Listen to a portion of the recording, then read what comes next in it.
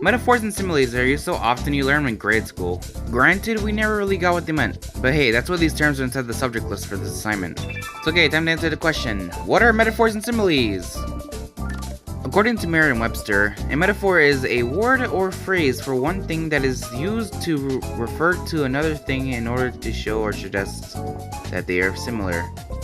God, that is a mouthful. In real words, if you say her tears were a river flowing down her cheeks, there is no river on her face, but she is crying so much it looks like it. Use that metaphor to convey that.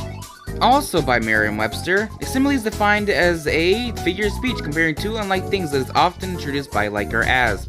Once again, in real words, telling someone they are lazy as a dog conveys that they are very lazy.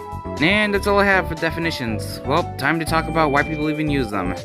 Because they exist, and people use them all the time. There are tons of reasons that people even use similes and metaphors, but this time I'll be covering its use in rhetoric. In other words, arguments. Now keep in mind, I'm not talking about that one time your mom took away your Xbox and you called her a wench. I'm talking about professional arguments used by people who have their IQ over room temperature.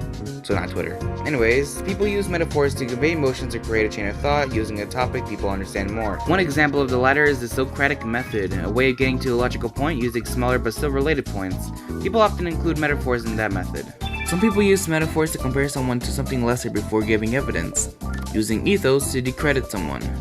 People use similes for basically the same reasons. Honestly, there's not much of a difference. They're both just comparing one thing to another thing.